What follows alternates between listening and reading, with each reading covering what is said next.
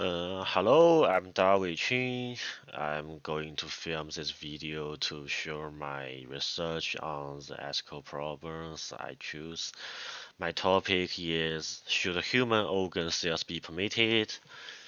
To build up my paper, I interviewed some of the doctors in my hometown, and I also referred to some of the papers online.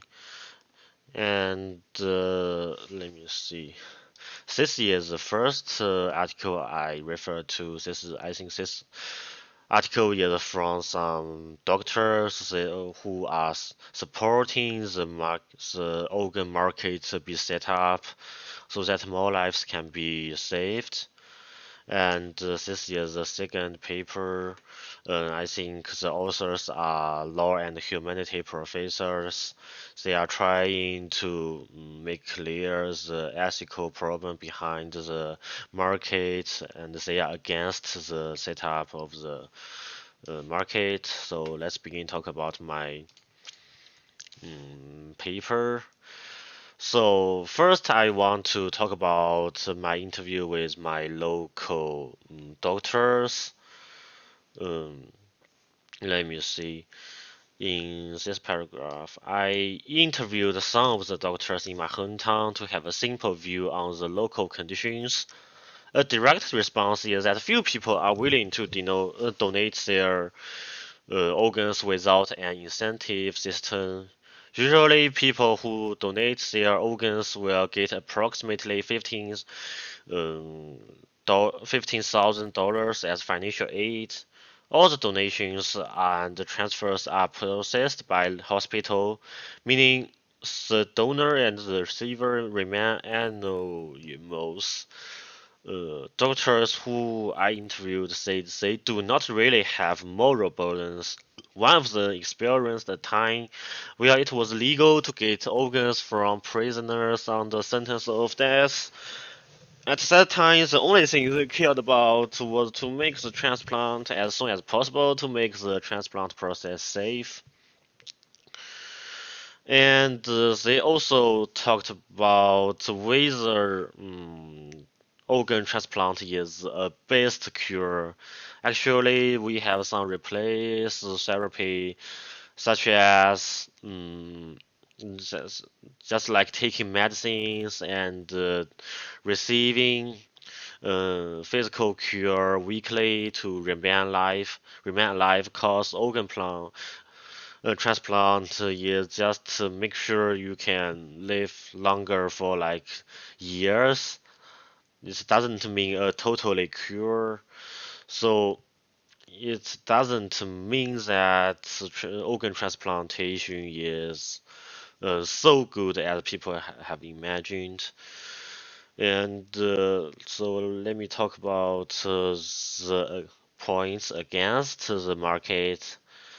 Uh, Actually, the organ sale system is not a new one for humans.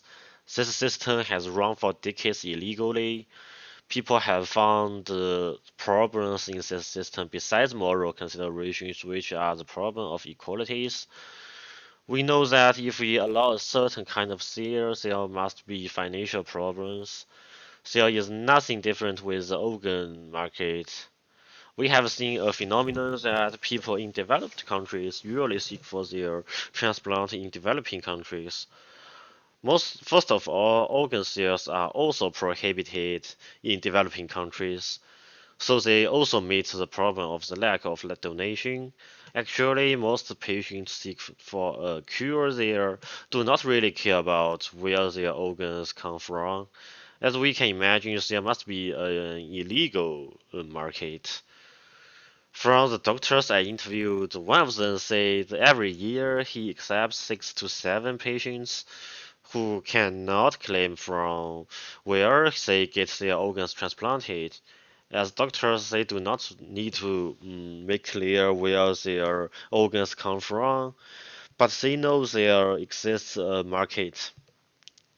In that market, there are crimes occurring that much more severe than illegal transplants. Criminals can even remove organs without permission.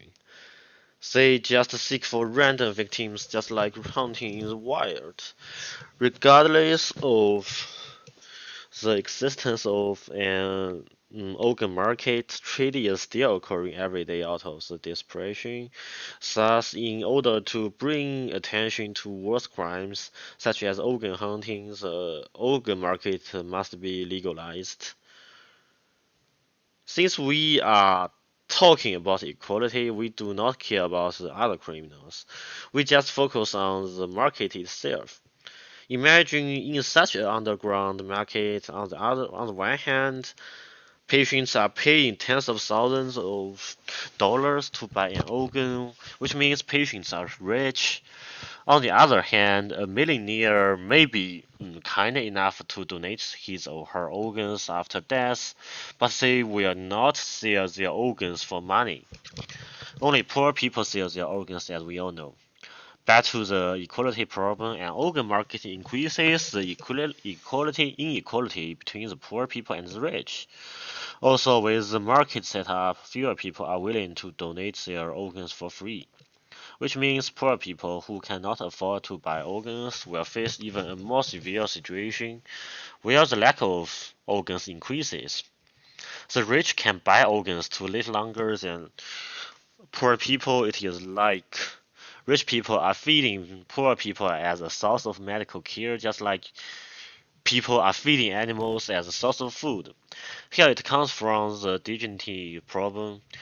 As Anya, Andrew, and Stephen wrote, we would argue that however paid donation is dressed up, the buying and selling of human organs and tissues can never be made ethical because it will always penalize the weakest. Financial gradients are inherently exploitative, with the poorest in society being the ones who come forward as sailors every time. They suppose the problem is caused by the organization and regulation. The growing disparity between the rich and the poor in modern society adds to the ethical issue of legalizing selling human organs. This will only create a snowball effect where the rich become more powerful and the poor become weaker. This has the potential for leading to monopolies where the most powerful people can legally gain access to people's organs and influence people's lives.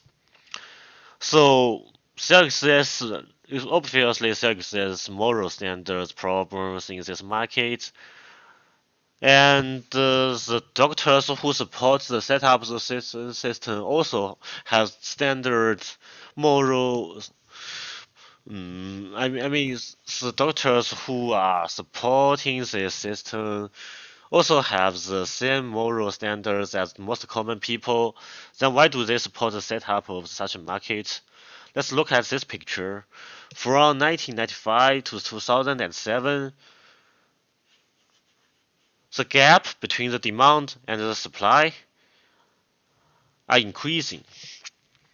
So doctors are facing a problem that they can save their patients' lives, but the fact is that most patients cannot get their organs in time, so they die.